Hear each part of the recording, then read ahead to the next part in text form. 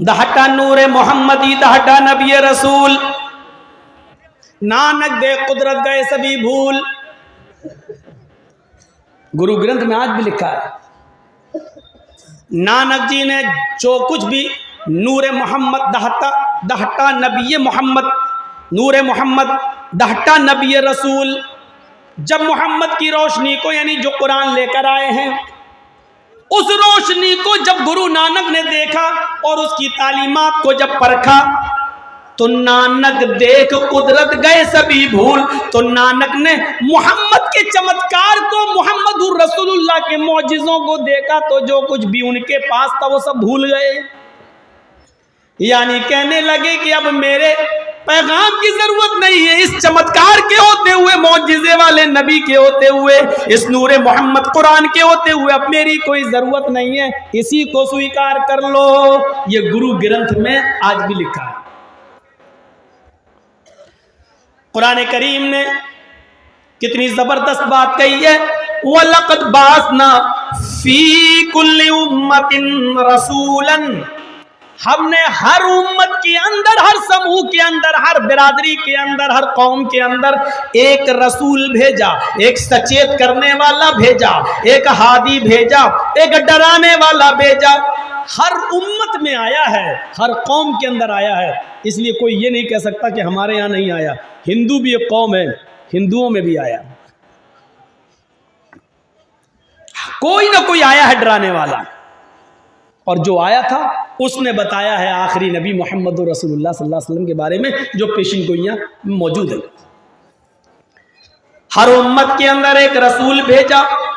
दो चीजें हैं, एक तो हर कौम के अंदर एक रसूल आया और दूसरी चीज उस रसूल की दावत क्या थी, निमंत्रण क्या था, अनेबुदुल्लाह, एक अल्लाह की इबादत करो। दो चीजें हो गई। पहली चीज हर समूह, हर कौम में एक रसूल आया है। दूसरी चीज उस रसूल की दावत ये थी कि एक अल्लाह की इबादत करो। बस ये दो चीजें हैं, रसूल हर कौम में आया और दावत क्या, एक अल्लाह की इबादत करो। हर नबी की दावत यही रही, कुल या अहलल किताबी तालौ इला कलिमतिन सवाइम बैनना व बैनकुम अल्ला नअबुदा इल्लल्लाह वला नुशरिक बिही शैआ वला यत्तखिज़ा बाज़ुना बाज़न अरबाबम मिन दूनिल्लाह। आए मोहम्मद सल्लल्लाहु अलैहि वसल्लम, आप अनाउंसमेंट कर दो, आप ऐलान कर दो, या अहलल किताब, आए अहले किताब, आए किताब वालो, आए तौरात वालो, आए जबूर वालो, आए इंजील वालो, आओ एक ऐसे कलमे की तरफ, तालौ इला कलिमतिन, आओ एक ऐसे मूल मंत्र की तरफ, आओ एक ऐसे कलमे की तरफ जो हमारे और तुम्हारे दरमियान बराबर है, हम में और तुम में उसका कोई अंतर नहीं है, कोई फर्क नहीं है। वो मंत्र क्या है, वो कलमा क्या है, ला इलाहा इल्लल्लाह। वो तुम्हारा भी कलमा है, हमारा भी कलमा है। इसीलिए आप देखिए, एक चीज हमेशा याद रखना, नबी दुनिया में जितने भी आए रसूल, कलमा कभी किसी का अलग नहीं हुआ। कलमे का पहला जुज एक ही रहा है, ला इलाहा इल्लल्लाह। ये नूह का भी कलमा था, ला इलाहा इल्लल्लाह। ये इब्राहिम का भी कलमा था, ला इलाहा इल्लल्लाह। ये मूसा का भी कलमा था, ला इलाहा इल्लल्लाह। ये ईसा का भी कलमा था। नबियों के नाम बदलते रहे, ला इलाहा इल्लल्लाह नूह रसूलुल्लाह, ला इलाहा इल्लल्लाह मूसा रसूलुल्लाह, ला इलाहा इल्लल्लाह ईसा रसूलुल्लाह, ला इलाहा इल्लल्लाह मुहम्मदुर रसूलुल्लाह। नबी जो आता गया उसके नाम में चेंजिंग होती गई, लेकिन पहला मंत्र कहीं नहीं बदला गया। ला इलाहा इल्लल्लाह अपनी असली शक्ल में मौजूद है। यही कहा जा रहा, आओ एक ऐसे मूल मंत्र की तरफ, आओ एक ऐसे कलमे की तरफ जो हमारे और तुम्हारे दरमियान बराबर है, अनेबुदुल्लाह। वो ये कि हम एक ही अल्लाह की इबादत करेंगे, उसके अलावा किसी की इबादत नहीं करेंगे। और क्या है बराबर, वला नुशरिक बिही शैआ, और हम अल्लाह के साथ किसी को शरीक नहीं ठहराएंगे, शिर्क नहीं करेंगे। और एक और चीज हमारे और तुम्हारे दरमियान बराबर है, वला यत्तखिज़ा बाज़ुना बाज़न अरबाबम मिन दूनिल्लाह। हम में से बाज को अपना रब न बनाएगा। हमारे और तुम्हारे सबका रब एक ही है, हम लोग हर किसी को अपना माबूद, अपना रब नहीं बनाएंगे। ये कुरान करीम ने क्लियर कर दिया। कि सबका कलमा एक था और हर नबी यही दावत लेके आया था कि अल्लाह के अलावा हम किसी और की इबादत नहीं करेंगे। अब हर धर्म के अंदर नबी का जिक्र मौजूद है और आखिरी नबी का जिक्र तो बाकायदा मौजूद है। वलिकुल्लि कौमिन हाद, हमने हर कौम के अंदर एक डराने वाला भेजा है, हर कौम के अंदर एक डराने वाला भेजा है। हिंदू कौम के अंदर भी कोई ना कोई डराने वाला आया है और जो आया है उसी ने आखिरी नबी जनाब मोहम्मदुर रसूलुल्लाह के बारे में पेशीन गोइयाँ की हैं। पेशीन गोइयों में पहली पेशीन गोई हम आपके सामने रख रहे हैं। देखिए कितनी बेहतरीन पेशीन गोई की गई है और आज भी ये हिंदू भाइयों की किताबों में मौजूद है। कल्कि पुराण अध्याय 2 मंत्र नंबर 61, तच्छुत्वा पुंडरीकाक्षो ब्राह्मण विदम विरीति भावने शंभलो विष्णु यशसु गृह सुमति प्रादुर्भाव्यम।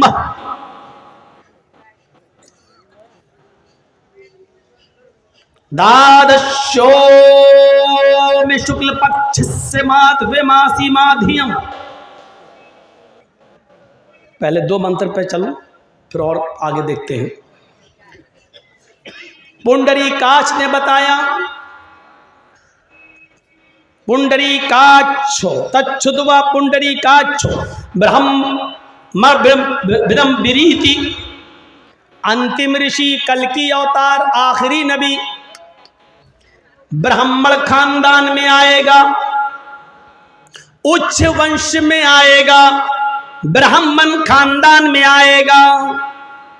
एक जगह यहां जलसा कर रहा था तो एक आदमी खड़ा होकर कहने लगा, ये मौलवी को भगाओ, ये मोहम्मद सल्लल्लाहु अलैहि वसल्लम को कह रहा आखिरी नबी को ब्राह्मण खानदान में आएगा, ये कैसा मौलवी है, ब्राह्मण बता रहा। वो तो एक हो गया, लेकिन वहां उस इलाके में कुछ हिंदू भाई थे, उन्होंने मेरी बड़ी रक्षा की। उन्होंने कहा नहीं मौलाना साहब बोलो आप बहुत अच्छा बोल रहे हो। हिंदुओं की समझ में आ रहा है, मुसलमान के समझ में नहीं आ रहा है। आप देख रहे हैं इस वक्त उत्तर प्रदेश में इलाहाबाद का क्या हाल है। एक स्कूल की प्रोफेसर ने डीएम को एप्लीकेशन दी है। 5:30 बजे के करीब मस्जिद से अजान की आवाज़ आती है, मेरी नींद खुल जाती है, फिर मुझे नींद नहीं आती है जिसके कारण मेरे सर में दर्द हो जाता है। देख रहे हैं, मुझे कुछ नहीं कहना है, कोर्ट अपना काम कर रही हो, करेगी। जो हुक्म होगा वो सबके लिए लागू होगा, नहीं होगा तो किसी के लिए नहीं होगा। कोर्ट अपना काम कर रही है, प्रशासन अपना काम कर रहा है। मुझे सिर्फ बताना इतना, अजान की आवाज़ सुनकर गैर मुस्लिमों की आंखें खुल रही हैं, उनकी नींद चौंक रही है, वो बेचैन हो रही हैं। लेकिन अफसोस की बात यह है कि जिनके लिए अजान दी जा रही है उनकी आंखें नहीं खुल रही और वो घोड़ा बेच बेच के सो रहे हैं। गैर मुस्लिम की, हिंदू औरत की आंख खुल रही है, वो अजान की आवाज से बेचैन हो रही है, फिर उसको नींद नहीं आ रही है, वो एप्लीकेशन दे रही है, अजान की आवाज से गैर मुस्लिम उठ रहे हैं। लेकिन जिनके लिए अजान दी जा रही है और जिनके लिए कहा जा रहा है अस्सलातु खैरुम मिनन नौम, नींद से बेहतर नमाज है, आज वही घोड़े बेच कर सो रहे हैं। ऐसा लगता जैसे रात में मछलियां बेच के आया था। उसके कान पे जू तक नहीं रिंग रहा है। यही हाल होगा जब तुम नमाजों से और मस्जिदों से दूर होगे तो गैर मुस्लिमों के जरिए अल्लाह तुम्हारी मस्जिदों से अजानें बंद करवाएगा। झगड़ा ही नहीं है लाउड स्पीकर का, झगड़ा ही नहीं है। अगर मुसलमान खुद वक्त के पाबंद हो जाएं तो उनके मोबाइल में भी टाइम आता है, उनकी घड़ियों में भी टाइम होता है। कोई जरूरत नहीं है माइक से अजान देने की, बगैर माइक के अजान। अगर मुसलमान मस्जिदों में आना शुरू कर दें तो जरूरत ही नहीं है लाउड स्पीकर इस्तेमाल करने की। गैर मुस्लिमों को फिर मस्जिदों से पाबंदी होगी। इतने लोग जो सुबह उठ सकते हैं और अपने रब के लिए अपनी नींद की कुर्बानी दे सकते हैं, ऐसी कौम से लड़ना बेकार है, बेकार। लेकिन हमारे पास एहसास नहीं है। तच्छुत्वा पुंडरीकाक्षो ब्राह्मण विदम्बिरीत, अंतिम ऋषि कल्कि अवतार ब्राह्मण खानदान में आएगा। भावाने विष्णु यशसु गृहे, विष्णु यश के घर में, विष्णु यश के घर में उसकी पैदाइश होगी, उसका जन्म होगा। सुमति प्रादुर्भाव्यम, और सुमति के पेड़ से वो जन्म लेगा, सुमति के पेड़ से जन्म लेगा। उसके जन्म लेने के बाद बरकतों के दरवाजे, बरकतों के द्वार खुल जाएंगे। उसके जन्म लेने के पश्चात बरकती बरकत हो जाएगी। ये लिखा हुआ है कल की पुराण अध्याय 2 मंत्र नंबर 61 में। ब्राह्मण खानदान में आने का मतलब, हिंदू धर्म में सबसे ऊंची कौम ब्राह्मण खानदान, ब्राह्मण कौम मानी जाती है, और उच्च वंश, सबसे ऊंचा वंश भी वही माना जाता है। तो उच्च वंश का मतलब ऊंचे खानदान में। अल्लाह के नबी सल्लल्लाहु अलैहि वसल्लम आखिरी नबी, अरब के सबसे ऊंचे खानदान, खानदान बनु हाशिम, सबसे अच्छी कौम कौम कुरैश, सबसे पावरफुल कौम कौम कुरैश, और सबसे ऊंचे खानदान खानदान बनु हाशिम में आपका जन्म हुआ था। ब्राह्मण का एक माना ये होता है वो अल्लाह वाली कौम होगी, ब्राह्मण ब्रह्मा वाली अल्लाह वाली होगी, इसमें कोई शक नहीं है। जो लोग खाने काबा की हिफाजत करते थे, 360 बुतों की रखवाली करते थे, वो कौम सबसे ऊंची कौम मानी जाती थी, और ब्राह्मण अल्लाह वाली कौम मानी जाती थी। अल्लाह वाली कौम, ये अलग बात है, दीन इब्राहिमी में बहुत सी बिदअत रवाज पा चुकी थी, इसलिए खुराफातें उनके अंदर भी मौजूद थी, लेकिन इस कौम को सबसे ऊंची कौम कहा जाता था। और अल्लाह वाली कौम उसी ब्राह्मण कौम के अंदर, उसी अल्लाह वाली कौम के अंदर, उसी कौम कुरैश के अंदर जनाब मोहम्मद रसूलुल्लाह का जन्म हुआ। विष्णु यश गिरहे, विष्णु यश के घर में आएंगे। बाप का नाम बता दिया, वो घर किसका होगा? विष्णु यश। बाप का नाम क्या होगा? विष्णु यश। विष्णु अल्लाह के नामों में से एक नाम है। ब्रह्मा, विष्णु, शिव, ये अल्लाह के 3 नाम हिंदू धर्म में भी बताए गए। ब्रह्मा, विष्णु, शिव। ब्रह्मा ब्रह्मांड का रचयिता और रचनाकार बनाने वाला, दूसरा नाम उसका विष्णु, और तीसरा नाम शिव। विष्णु पैदा करने वाला, पालने वाला, और शिव मारने वाला, ये हिंदू धर्म के अंदर भी बताया गया। तो विष्णु अल्लाह के नामों में से एक नाम, और यश के माना भक्त। विष्णु यश, अल्लाह का भक्त। विष्णु अल्लाह का नाम, यश मानी बंदा, विष्णु यश अल्लाह का बंदा। मोहम्मद रसूलुल्लाह के बाप का क्या नाम था? अब्दुल्ला। क्या मतलब हुआ? अल्लाह का बंदा। मैं पूछ रहा हूँ क्या मतलब हुआ? तो अब्दुल्ला। अरे अब्दुल्ला का मतलब पूछ रहा हूँ तो कह रहा अब्दुल्ला। अब्द बंदा, और अल्लाह अल्लाह का नाम, तो अब्दुल्ला का मतलब अल्लाह का बंदा, विष्णु यश का मतलब अल्लाह का बंदा। वो किसके घर में आएंगे? विष्णु यश के, यानी अब्दुल्ला के। सिर्फ लैंग्वेज का, भाषा का फर्क है। किस घर में आएंगे? विष्णु यश, अब्दुल्ला। माँ का नाम क्या होगा? सुमति। सुमति के गर्भ से, सुमति के पेट से पैदा होंगे। सुंदर, संस्कृत देखिए, सुंदर, मति मानी शांति वाली, अमन वाली, खूबसूरत और शांति वाली। मोहम्मद सल्लल्लाहु अलैहि वसल्लम की माँ का नाम क्या था? आमिना, अमन वाली, शांति वाली। अल्लाह के रसूल किनके पेट से पैदा हुए? आमिना। ब्राह्मण खानदान में ऊंची कौम में आए, विष्णु यश अब्दुल्ला के घर में आए, सुमति आमिना के पेट से जन्म लिया। आखिरी टुकड़ा, उनके आने के बाद जन्म पश्चात बरकतों के दरवाजे खुल जाएंगे, इसमें कोई शक नहीं। मोहम्मद रसूलुल्लाह के पैदा होते ही बरकतों के दरवाजे खुल गए थे। मक्के की आबो हवा बहुत खराब थी। कबीले बनु साद से कुछ औरतें चली थी, 1.5 महीना, तकरीबन 1 महीने से ज्यादा, 1.5 महीना यानी 45-47 दिन आमीना ने अपने बेटे मोहम्मद को दूध पिलाया। मक्के के बच्चे बहुत बीमार हो रहे थे, मक्के की आबो हवा बहुत खराब थी, तो औरतें अपने बच्चों की अच्छी सेहत के लिए उनको मक्के से बाहर दूसरे गांव में भेज देती थी। दूसरी औरतें उनको पालती थी, पोसती थी, और जब वो 4-5-6 साल के हो जाते थे तो उनको उनके घर कर देती थी, और इसके एवज वो बहुत भारी मजदूरी या उजरत लिया करती थी। कबीले बनु साद से कुछ औरतें चली, मक्के की तरफ आई।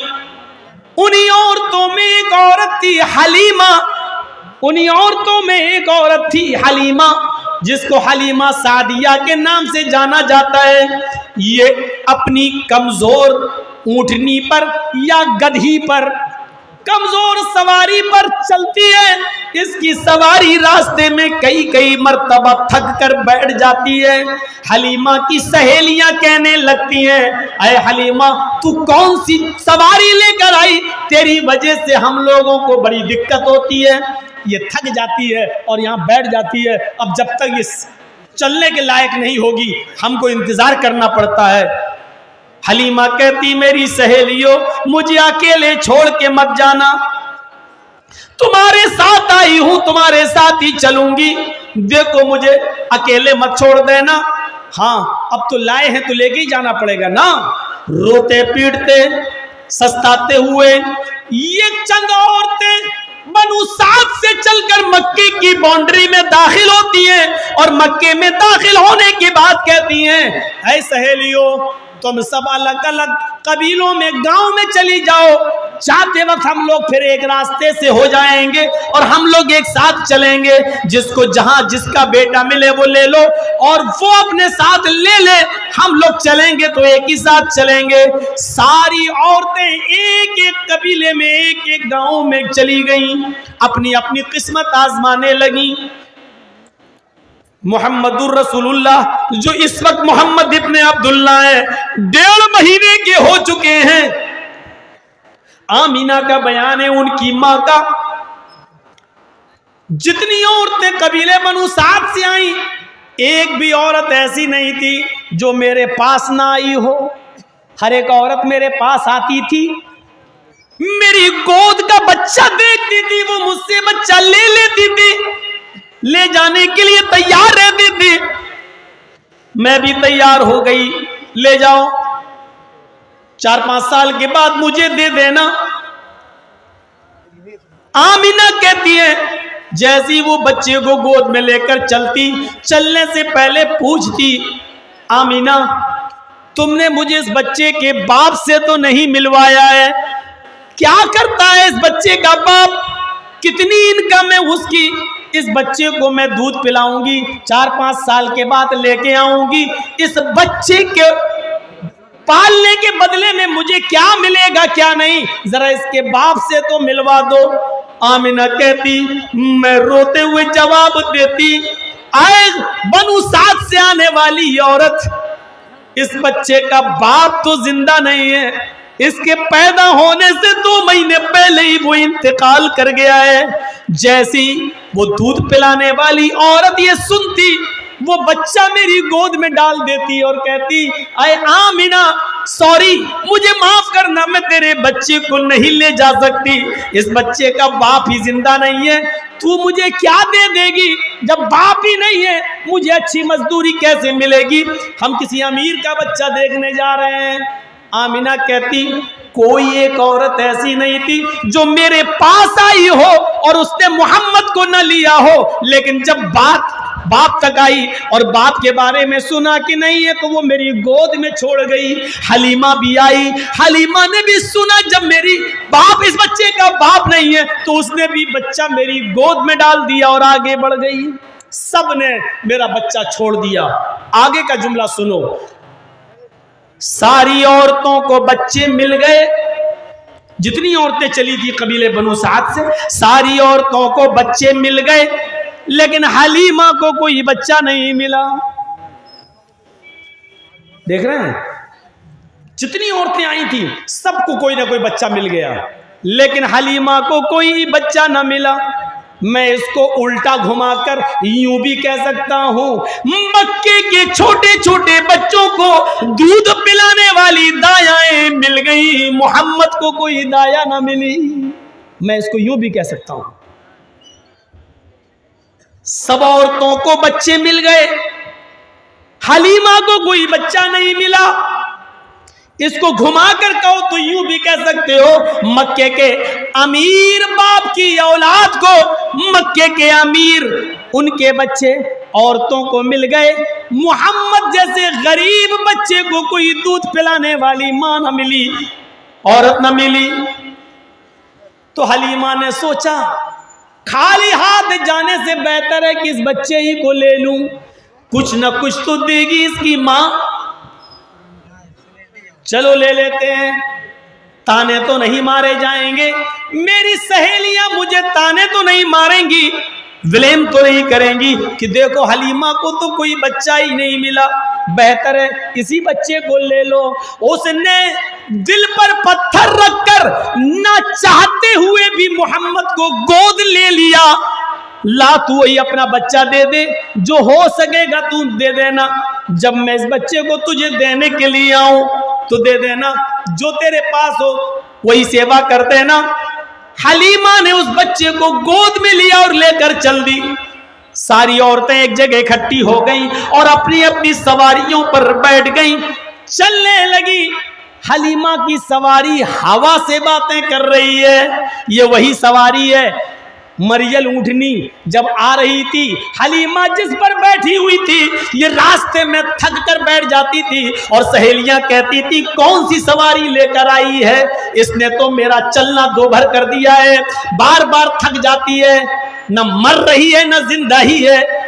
ऐसी ऊँटनी को, ऐसी मरियल सवारी को लेकर तू चली है। और हलीमा कहती थी साथ में आई हो, साथ में लेके चलना, मुझे अकेले मत छोड़ देना। लेकिन हलीमा अब मोहम्मद इब्ने अब्दुल्ला को, जो 40 साल के बाद रसूलुल्लाह में तब्दील होने वाले, कायनात की सबसे बड़ी डिग्री ओहदा रसूल का, मोहम्मद इब्ने अब्दुल्ला की किस्मत में आने वाला है।